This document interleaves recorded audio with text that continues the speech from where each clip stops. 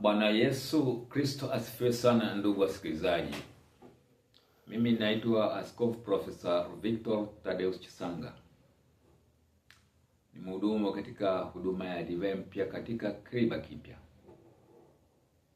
Yaani ujumbe mpya wa Mungu katika ministry mpya. Of course, kila mtu anapoanzisha ministry inakuwa ni mpya kwa aina yake. Na hapa sio masuala ya dini dhehebu, hapana. Hapa ni habari ya njia ya kwenda mbinguni. Kila mmoja kwa kadiri alivyopewa na huduma yake. Sasa leo nataka tuanze tu na katika ministry ambayo Mungu amenipa ya Divine Mpya katika Kriba Kipya. Ni jumbe gani ambazo Mungu alinipa akasema hizi nakupa upeleke katika mwili wa Kristo. Tutaanza mmoja baada ya nyingine. Tunaanza ya kwanza kabisa. Roho Mtakatifu akaniambia mimi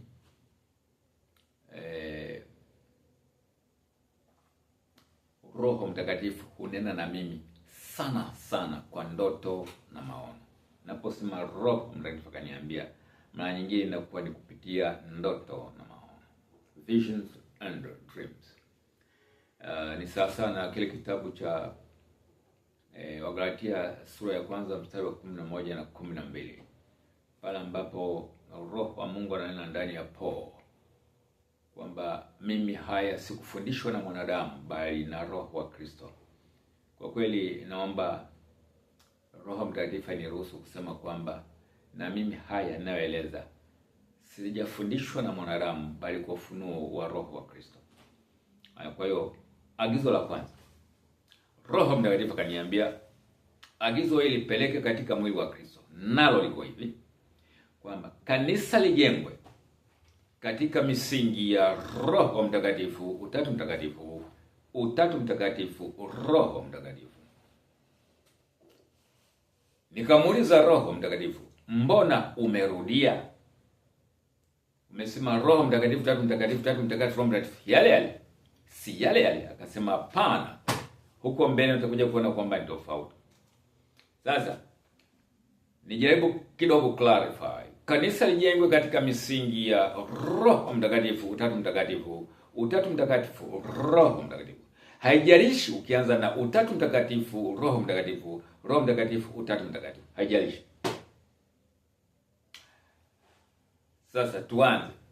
Kujenga kanisa katika misingi ya Utatu Mtakatifu ni pale ambapo kanisa litajikita katika swala zima la Baba kama maombi mbele za Mungu, Mwana kama neno la Mungu wa pekee wa kweli, na sauti ya Mungu, sauti ya Roho Mtakatifu, au Roho Mtakatifu kama sauti ya Mungu. Narudia, Baba kama maombi ya dhabihu mbele za Mungu, Mwana kama neno la dhabihu mbele za Mungu aliye moja, na Roho Mtakatifu kama sauti ya Mungu kwa dhabihu mbele ya yule Mungu mmoja. Ninaposema dhabihu itoeni miili yenu iwe dhabihu. Maana ibada yote yenye maana lazima uwe na dhabihu. Kwa hiyo unapozungumza juu ya maombi mbele za Baba, hiyo ni ibada, lazima iwe na dhabihu. Unaposema Mwana ni neno la Mungu, hiyo ni huduma, lazima unene hayo, hiyo ni ibada. Unaambia kwamba Mwana ni neno la Mungu, ni ibada, lazima unene kwa dhabihu. Na tunaposema kwamba Roho Mtakatifu ni sauti ya Mungu, ni ibada, unahudumu, lazima hudumu kwa dhabihu. Wasema itoeni miili yenu iwe dhabihu, ndio ibada yenu yenye maana. Kwa hiyo dhabihu ni mwili uliotolewa. Itoeni miili yenu iwe dhabihu, kwa dhabihu ni mwili uliotolewa. Na mwili uliotolewa ni kwa mifungo, na mifungo itolewe kwa jina la Yesu, sio kwa jina la mtu mwingine awaye yote. Nadhani mpaka hapa pameleka. Kwa hiyo tunapozungumza kwa habari, Roho Mtakatifu kaniambia ninapokuagiza upeleke ujumbe kwamba kanisa lijengwe katika misingi ya Utatu Mtakatifu, Roho Mtakatifu, Roho Mtakatifu, Utatu Mtakatifu. Kwanza ni kwamba watu wakajue kwamba nafsi ya Baba inasimama badala ya maombi mbele za Mungu aliye moja. Nafsi ya Mwana inasimama mbele ya neno la Mungu aliye moja. Na Roho Mtakatifu anasema badala ya sauti ya Mungu aliye moja. Kwa lugha nyingine, huyu Mungu mmoja tunapomwendea kwa maombi ni Baba. Tunapokwenda kwa neno lake, atufundishe kwa neno lake, ni Mwana. Na tunapopata ndoto na maono, ni sauti ya Mungu, sauti ya Roho Mtakatifu. Kwa hiyo Mungu anaposema kanisa lijengwe katika misingi ya Utatu Mtakatifu, maana yake kanisa lijue. Unaposoma kwenye Biblia inasema Baba, maana yake maombi mbele za Mungu mmoja. Mwana, maana yake neno la Mungu aliye moja. Na Roho Mtakatifu, maana yake sauti ya Mungu aliye moja. Ndio maana yake. Kwa undani tunaona huko mbele. Alafu tunakuja sasa Roho Mtakatifu, Utatu Mtakatifu. Kwanza ilikuwa ni Utatu Mtakatifu, Roho Mtakatifu. Sasa Roho Mtakatifu, Utatu Mtakatifu. Hebu nije pale. Kwa habari ya Roho Mtakatifu, Utatu Mtakatifu, ni kwamba Roho Mtakatifu anasimama kama ndio kigezo kikuu. Roho Mtakatifu akaniambia, mnaposema Roho Mtakatifu, maana yake mnazitaja roho 7 za Mungu. Kwa hiyo Roho Mtakatifu ni kinara cha taa ambacho kimebeba vinara 7 vya taa. Kwa hiyo roho wa kwanza ni roho wa maarifa, wa pili ni roho wa uweza, wa tatu ni roho wa Bwana, wa 4 ni roho wa hekima, wa 5 ni roho wa ufahamu, wa 6 ni roho wa ushauri, na 7, roho wa 7 wa mwisho ni roho wa kumcha Bwana. Kwa hizi roho 7 ndio ambazo zinakamilisha Roho Mtakatifu ni nani. Kwa hiyo unaposema kanisa lijengwe katika misingi ya Utatu Mtakatifu, Roho Mtakatifu, tunamaanisha kwamba kanisa lijue kwamba Baba ni maombi mbele za Mungu moja, Mwana ni neno la Mungu aliye moja, na Roho Mtakatifu ni sauti ya Mungu aliye moja. Na huyo Roho Mtakatifu hunena kwa njia ya roho 7. Hunena kwa njia ya roho wa maarifa, roho wa uweza, roho wa Bwana, roho wa hekima, roho ufahamu, roho ushauri, na roho wa kumcha Bwana. Ananena nini? Hizi roho zinanena nini? Maana yake nazo zina kazi peke yake tofauti na Utatu Mtakatifu. Kwa hiyo hizi roho 7 za Mungu, roho wa maarifa anasema jikane, utoke mwilini, uingie na kuishi rohoni. Tafuteni kwanza ufalme wa Mungu na haki zake, mingine mtazidishiwa. Ndio agizo la kwanza, tafuteni kwanza ufalme wa Mungu. Yaani tokeni kwanza mwilini, mtoke katika ufalme wa mwili, mwingie katika ufalme wa roho. Kwa jinsi gani? Kwa kufunga. Pale ni pale ambapo Wakristo watafunga japo siku moja kwa juma, ndipo wanampata roho wa maarifa. Roho wa pili kazi yake, wa kwanza kazi yake ni kutuwezesha tujikane. Roho wa kwanza, roho wa maarifa, anatuwezesha tujikane. Roho wa pili, roho wa uweza, anatuwezesha kukataa tamaa za kidunia. Kwamba tamaa za kidunia, tamaa za mwili, tamaa za macho, kiburi cha uzima, na yafano tamaa za kidunia, sio za kiroho, za kidunia. Anayetuwezesha kuzishinda, kuzikataa ni roho wa uweza. Hufanya hivyo kwa ndoto na maono, kama ambavyo hata kutuwezesha kutoka mwilini kuingia rohoni na kuishi rohoni na kukua rohoni ni roho yule wa maarifa, kwa ndoto na maono. Roho wa tatu, roho wa Bwana, yeye anatuwezesha kuomba kwa dhabihu ipasavyo. Kuomba kwa dhabihu ipasavyo.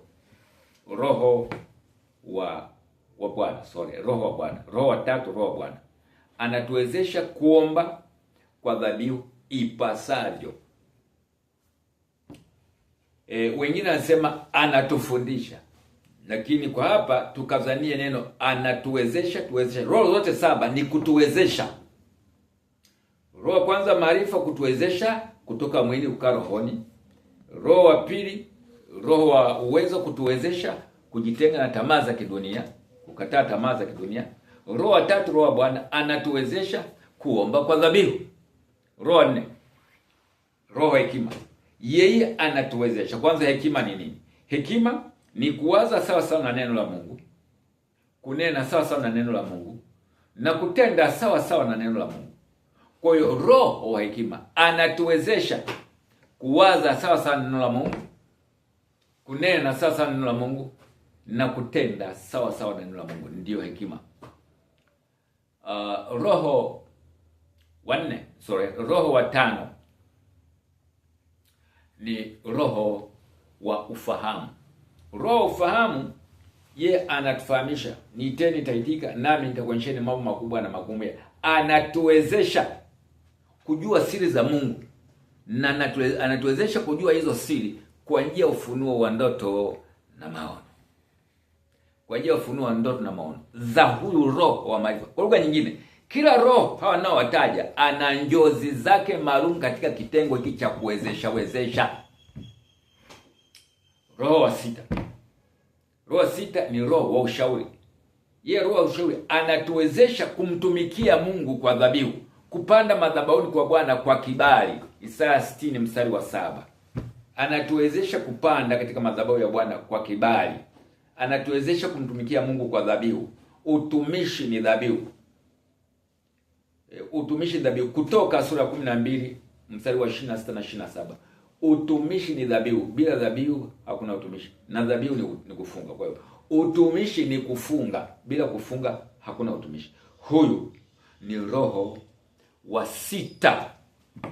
Anatuwezesha kumtumikia Mungu kwa dhabihu, kwa kufunga. Yeremia 36:6. Siku ya kufunga ndipo tuhudumu, ndipo tuwafundishe watu siri za Mungu. Roho wa mwisho wa saba ni roho wa kumcha Bwana. Yeye anatuwezesha kuushinda ubaya kwa wema. Ni yule ambaye anasema upigwapo shavu la kuume geuza la pili. Unapolazimishwa mwendo wa mali moja nenda naye mbili. Unapotukanwa wewe si. Unapolaaniwa wewe bariki. Sema tafuteni kwa bidii kuwa na amani na watu wote na wote utakatifu ambao msipokuwa nao hamwezi kumuona Mungu. Ndio inayohusika na hiyo. Ukimwona punda adui yako ameanguka na mzigo na huyo adui anajaribu kunyanyua anashindwa, nenda kamsaidie kumpakia mzigo ule juu ya punda. Ndio utakatifu. Huo ndio kushinda ubaya kwa wema. Mtu akikufanya baya wewe mlipe jema, usilipe baya kwa baya.